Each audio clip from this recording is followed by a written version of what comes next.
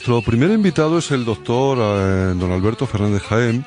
Él es jefe de la sección de neurología infantil, trabaja en el Hospital Universitario Quirón Salud, es profesor asociado de la Universidad Europea de Madrid y profesor colaborador, Consejo Genético de la Universidad Complutense de Madrid.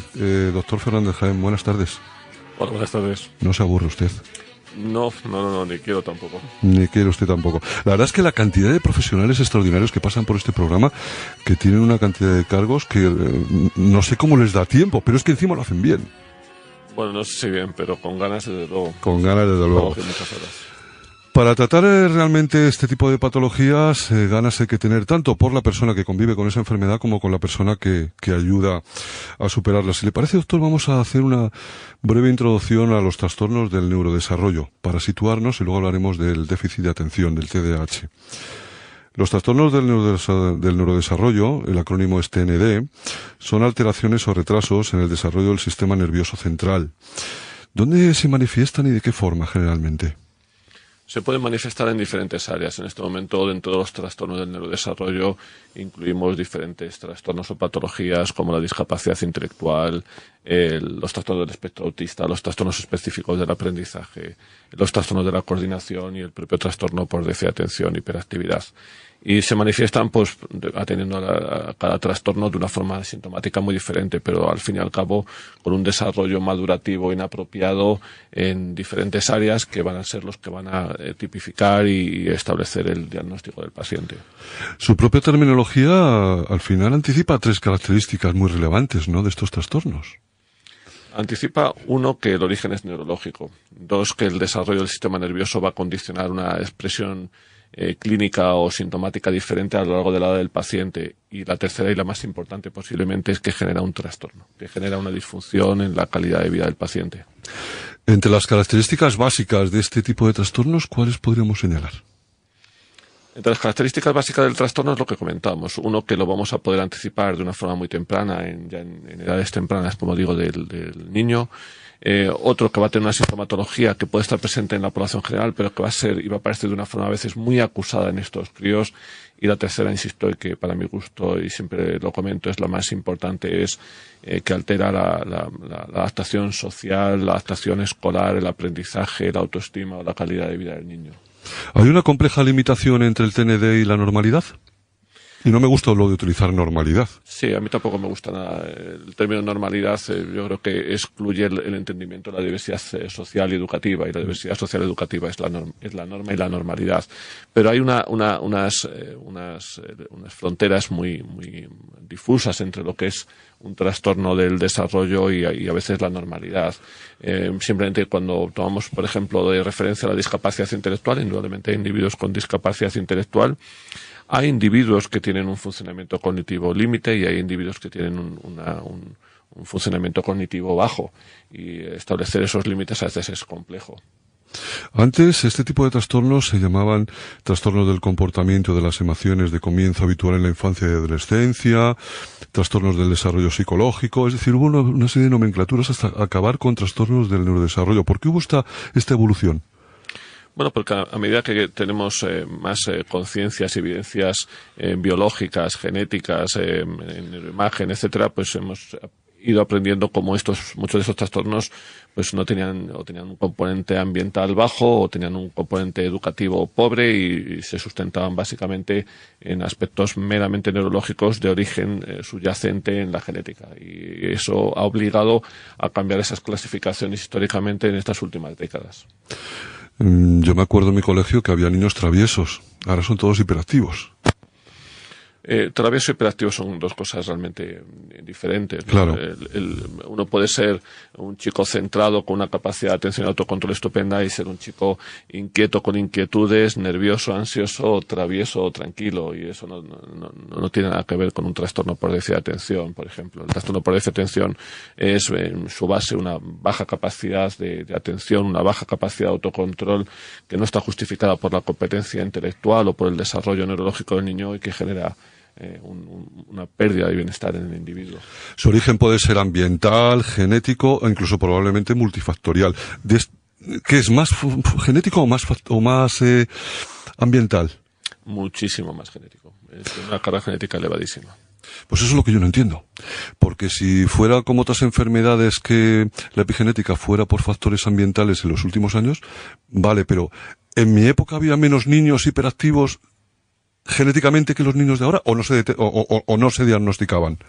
Un reciente estudio del año pasado, de hecho, del 2016, demuestra que la prevalencia, que la frecuencia de este trastorno en las últimas 2 décadas no ha cambiado absolutamente nada. Es decir, que lo que presuponemos es que estos diagnósticos han existido toda la vida, pero no se han realizado adecuadamente.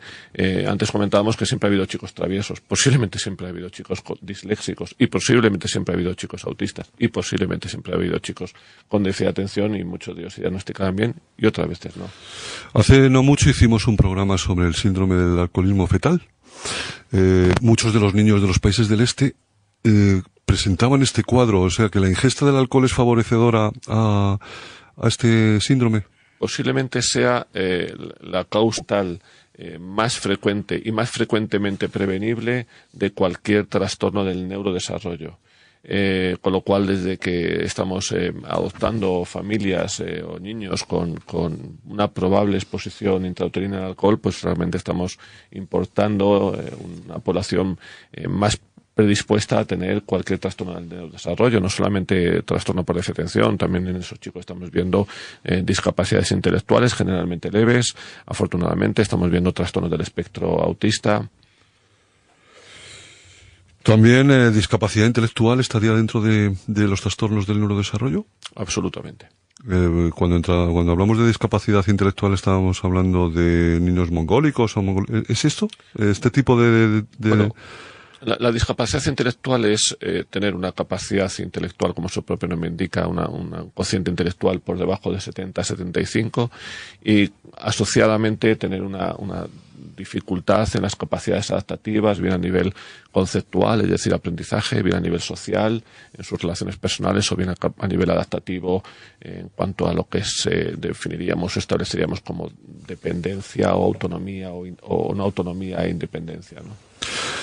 Las aberraciones genéticas. A mí hay determinadas terminologías que utilizan ustedes que a mí me sorprenden. Aberraciones. No entiendo quién es el cerebrito que ha puesto. ¿Por qué aberraciones? ¿No serían trastornos? ¿No sé, alteraciones? ¿Por qué aberraciones? Sí, yo creo que hay términos que siguen teniendo un contenido peyorativo, ¿no? Y de hecho se va huyendo cada vez más de estos términos, pero seguimos utilizándolo de forma indistinta, ¿no? Yo creo que términos como retraso mental, subnormalidad han ido desapareciendo, quizás justamente no solamente por lo que explican en sí mismos, lo que expresan en sí mismos, sino también muchas veces por el contenido social. Y ahora estamos utilizando el término discapacidad intelectual cuando hace menos de 2-3 años utilizábamos el término retraso mental, ¿no? Absolutamente. ¿Qué diferencia hay entre las formas sindrómicas y las formas idiopáticas? Bueno, las formas idiopáticas lo que viene a decir es que no sabemos la causa, que la podemos suponer, presuponer, pero no la sabemos.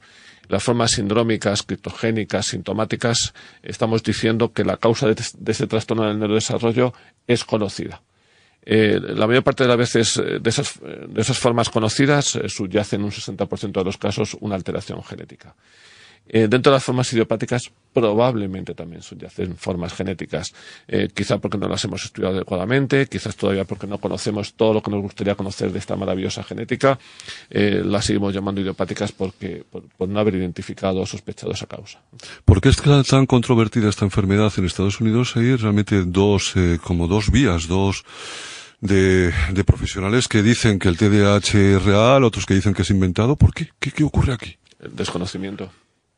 No tiene otro argumento. Quiero decir, a medida que sabemos más de la neurobiología, de todos los trastornos del desarrollo, no solamente del déficit de atención, de todos ellos, sabemos mucho más de la carga genética que subyace de la neuroimagen. Hay un trabajo de hace una semana, 10 días, aplastante, publicado en The Lancet. Es una revisión de todos los estudios metaanalíticos de neuroimagen en el trastorno por déficit de atención, que es brutal, con miles de pacientes incluidos, en el que se demuestra que tienen una estructura cortical, una neuroimagen totalmente diferente a lo que estableceríamos como niños normales o niños controles, huyendo de nuevo del término normal. Del término control. ¿La heredabilidad de estos trastornos es elevada? pues es muy elevada. Prácticamente en todos los trastornos del desarrollo nos encontramos con una heredabilidad por encima de 0,6-0,7. Eso significa que la parte que justifica la genética dentro de estos trastornos es de un 70%. Es un porcentaje realmente elevado. Con lo cual, cuando hablamos de aspectos psicoeducativos, aspectos sociales, yo muchas veces saco estos términos a colación para hacer entender pues que tiene una carga genética muy alta cualquiera de los trastornos que estamos comentando. ¿Hay más prevalencia en algunos loci genéticos en algunas regiones que en otras? Pues en ese aspecto la medicina también ha avanzado muchísimo, ¿no? Hemos pasado de estudios poblacionales en los cuales ciertas áreas eran calientes o estaban muy vinculadas o asociadas a estos trastornos del neurodesarrollo y además de forma compartida. Había ciertos locis, había ciertas regiones genéticas que no solamente predisponían o estaban asociadas a la discapacidad, sino que resulta que también estaban asociadas al autismo y también resulta que están asociadas a los trastornos del lenguaje y al propio trastorno por déficit de atención. Y a medida que hemos ido avanzando en estas nuevas técnicas genéticas, afortunadamente, pues nos encontramos con esas regiones. Curiosamente, hay genes implicados en el desarrollo neurológico y cuando uno de esos genes está alterado o mutado, resulta que se expresa, dependiendo del tipo de mutación, por trastornos muy diferentes, ¿no? Y una mutación en un mismo gen nos puede producir un trastorno muy grave del desarrollo con discapacidad intelectual severa y autismo, y en ese mismo gen, en otra región, puede producirnos un trastorno del lenguaje o un trastorno por déficit de atención. ¿Es sexista? ¿Afecta más a hombres que a mujeres o al revés? Diagnosticamos mejor en hombres. Yo creo que los hombres tenemos menos capacidad de compensación de muchas de nuestras dificultades del aprendizaje, y hablo en general, y esto se expresa mucho en la clínica y en la vida diaria, y acuden mucho más a consultas varones con cualquier dificultad, con cualquier trastorno del desarrollo, que mujeres. Es decir, que es verdad eso de que los hombres somos incapaces de hacer dos cosas a la vez. No ponemos atención. No lo sé, los hombres somos incapaces de hacer muchas cosas.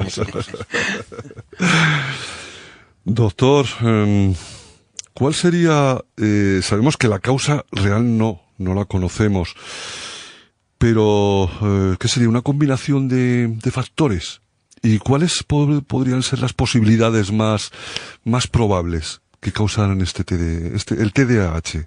Bueno, yo creo que hay una parte de predisposición genética o de causa genética, que todavía no lo sabemos en muchos de ellos, pero, por ejemplo, en chicos con déficit de atención o con trastorno del lenguaje, por ejemplo, que asocian un sobrecrecimiento, o que asocian un crecimiento craneal anormal, o que tienen alguna malformación, o que tienen... la genética nos está aportando unos resultados realmente espectaculares y nos está haciendo conocer de una forma rápida, y yo diría que casi hasta precipitada o vertiginosa, las causas que subyacen detrás de estos trastornos. Uno.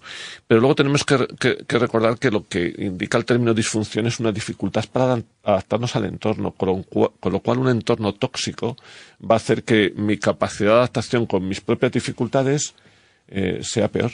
Entonces, lo que tenemos que acordarnos también es que no debemos obviar que, con independencia de la genética que subyazca detrás de estos trastornos, tenemos que adaptar el entorno de estos chicos para que ellos se puedan adaptar de forma adecuada. Tenemos un viral de una carta de un niño con un trastorno fonológico, con una tartamudez que es llamativa, que él viene a decir que él está contento con su tartamudez, que si él lo está, deben estar los demás, ¿no? Pues posiblemente esto sea una enseñanza para todos los profesionales, y no solamente los profesionales de la salud, sino tenga que ser una enseñanza para los profesionales de la salud, de la pedagogía, de la psicología, ¿no? Tenemos que adaptar esos entornos, ¿no? Que, por ejemplo, el plomo, los aditivos alimentarios, incluso hay gente que el azúcar refinado puede producirlo. Sí, bueno, en esto hay mucha mitología, ¿no? Yo creo que esto nos ocurrió con trastornos muy graves como el trastorno del espectro autista, que se vinculó a vacunas, se vinculó a metales pesados, se vinculó a 50.000 otros aspectos que a medida que hemos ido avanzando en la ciencia, pues hemos ido descartando y hemos ido afianzando como la genética es la que está detrás de muchos de esos trastornos. Todos tenemos la experiencia en nuestras consultas de niños a los que se les diagnosticó de una parálisis cerebral o de una discapacidad intelectual, porque aparentemente la habían, y voy a entrecomillar, frito el cerebro en el embarazo o en el parto, ¿verdad? Y al cabo de 2-3 años de vida le hemos hecho pruebas genéticas y resulta que nos hemos encontrado una deleción o una duplicación o una mutación en un gen que está produciendo esa parálisis cerebral o esa discapacidad intelectual, ¿no? Y en muy pocos años hemos cambiado el diagnóstico etiológico de la sospecha a la causa, ¿no? Seguro que usted estará conmigo que Joselito y Pulgarcito es una de las películas de cabecera en su casa, como es en la mía, y posiblemente la del señor del Cerro. Y vamos a poner este tema, de un minutito, y seguimos hablando con usted. Ya está. ¿Qué te pasa? Que ya está arreglado todo, digo. Tú verás. Para cantar el jarabe, para eso me pinto yo. Para eso me pinto yo. Para cantar el jarabe, para cantar el jarabe.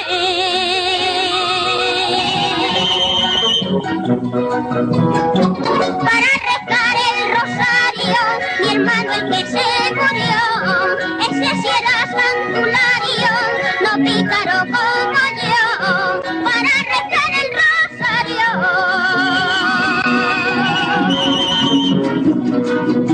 Cogollo de Lima.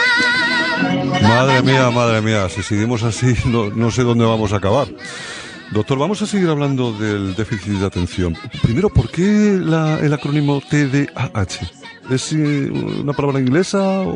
Bueno, viene del ADHD, ¿no? Que viene a significar lo mismo, un trastorno por déficit de atención e hiperactividad.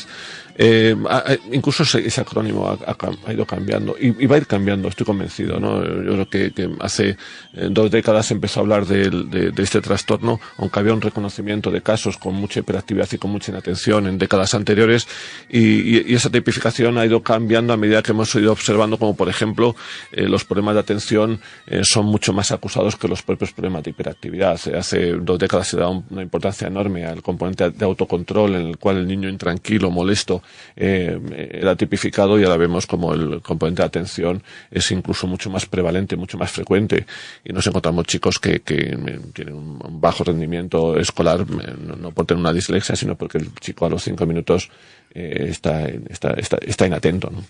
¿La hiperactividad va relacionada directamente? ¿Con qué? ¿Con el déficit de atención? No siempre. De hecho, más de la mitad de los casos con este trastorno no tienen niveles importantes de hiperactividad o de intranquilidad o de impulsividad. En otros casos, un porcentaje también importante tienen ambas cosas, y hay un porcentaje minúsculo que no tienen grandes problemas de atención y tienen solo problemas de hiperactividad o de autocontrol, es decir, que pueden aparecer en cualquier forma que estoy comentando. En los niños me imagino que será más fácil el diagnóstico, pero por ejemplo yo tengo 2 niños adolescentes, donde cuando uno es adolescente es insoportable directamente, porque sus hermanas. Ahí yo creo que es más complicado, ¿no? Y además, 2 preguntas concretas. ¿La nutrición es importante para este síndrome? Y con respecto a la sexualidad, ¿es más complicada? Bueno, la nutrición, el sueño, el descanso, la actividad física, el deporte es importante para la vida de cualquier persona. En los niños y en la adolescencia todavía mucho más, porque están en fase de desarrollo. Desestimarlo en trastorno del neurodesarrollo, en el propio déficit de atención, pues sería una barbaridad. Otra cosa es que eso no va a ser resolutivo. Diagnosticar en la adolescencia siempre es más complicado, diagnosticar en la edad adulta todavía mucho más. Entonces ahí tenemos que ser muy firmes en esas evaluaciones clínicas experimentadas, en exploraciones completas, en historias clínicas que ahonden sobre la situación de ese niño de ese joven cuando era más pequeño, o de ese adulto cuando era adolescente, y sin lugar a dudas con evaluaciones cognitivas o evaluaciones psicológicas que nos reporten o nos ayuden a saber si efectivamente hay un problema en su capacidad de atención o en su capacidad de autocontrol que sea realmente significativa. Yo no entiendo el trastorno por déficit de atención con una buena capacidad de atención, no lo entiendo. Hicimos un programa también sobre videojuegos y enfermedades poco frecuentes, y nos comentaba un experto que es curioso que con niños con déficit de atención la capacidad de concentración cuando están en videojuegos es altísima. Sí, bueno, en primer lugar, todos ante la motivación somos capaces de desarrollar habilidades que desconocemos. Con lo cual, cuando una tarea nos motiva, podemos desarrollar unas capacidades o prestar más atención o menos, dependiendo de la motivación. Pero esto nos pasa a cualquiera de los adultos que estamos aquí en este momento. Si la película que estamos viendo o la canción que estamos escuchando nos gusta y nos interesa, pues prestamos más atención que si no es así. Eso no significa que tengamos un problema de atención porque nos esté desmotivando y no estemos atendiendo. Claro. Pero los videojuegos no nos van a servir para tipificar si uno es capaz de atender o no, ni tampoco nos va a decir si es una causa o no de hiperactividad y estas cosas. Bueno, los videojuegos pues los tenemos en todas las casas, en todas las familias, los niños juegan unos determinados tiempos, hay que controlar los tiempos, pero tampoco son causa de estos problemas, ¿no? ¿Cuáles serían los 2 o 3 puntos rojos para decir, tengo que llevar a mi hijo a un especialista? Bueno, yo creo que cualquier familia, cualquier padre preocupado, cualquier madre preocupada que tenga preocupaciones sobre el bienestar de su hijo en el entorno escolar, bien sea a nivel académico, bien sea a nivel social, bien sea en su autoestima, bien sea en su calidad de vida, deben preguntar si es un niño al pediatra y si es un chico mayor a su médico de cabecera. Y si esa preocupación tiene una lógica, pues tendrá que ser valorado por el especialista de zona, pues para que vea si hay un diagnóstico que esté justificando esa pérdida de bienestar. Y ese diagnóstico puede ser, insisto, un déficit de atención, pero puede ser un trastorno específico de lectura, una dislexia, o puede ser un autismo de alto funcionamiento, o sea que luego le tocará al profesional discernir con qué diagnóstico estamos trabajando, ¿no? Hemos dicho desde el principio que no parece ser que no hay cura, pero sin embargo sí hay tratamientos que mejoran la calidad de vida de estas personas. Sí está el tratamiento farmacológico, las terapias y la combinación de terapias y fármacos, ¿no? ¿Se empieza el tratamiento con medicamentos y se va haciendo terapia o se va haciendo las dos cosas a la vez? ¿Es multifactorial? El tratamiento debe ser siempre multimodal, con lo cual debe iniciarse de forma conjunta, de forma conjunta todo, ¿no? Separar la educación familiar, la profesionalización familiar de los aspectos psicoeducativos, psicológicos o pedagógicos es un error, esos hay que incluirlos también. El tratamiento farmacológico, cuando hay un trastorno relevante, marcado, que esté generando una repercusión significativa en la calidad de vida del niño, hay que plantearlo o proponerlo en todos los casos. Si es un chico que tiene síntomas, pero que tiene una buena calidad de vida, que tiene un buen rendimiento, que tiene una buena relación social, eso no es un trastorno y no requiere nada. Pues doctor, la verdad es que ha sido un placer, se lo agradezco muchísimo. Hablaremos de su libro. Le cito. Sí. Doctor, me envió, gracias al señor del Cerro, luego le saludaré. Hoy no viene a trabajar usted. Hoy no vengo a hablar. Hoy Hoy de oyente. Y me envió un libro del doctor Alberto Fernández Jaén. Y en otro momento, cuando le eche un vistazo, le convocaré. Si tiene tiempo, será un placer que pase de nuevo por su programa. Igualmente. Muchísimas gracias. A usted. Bueno, como saben ustedes, el primer jueves de cada mes, de momento, hacemos este programa de la mano de Ningenetics, es un laboratorio genético. Hace un mes estuvimos con...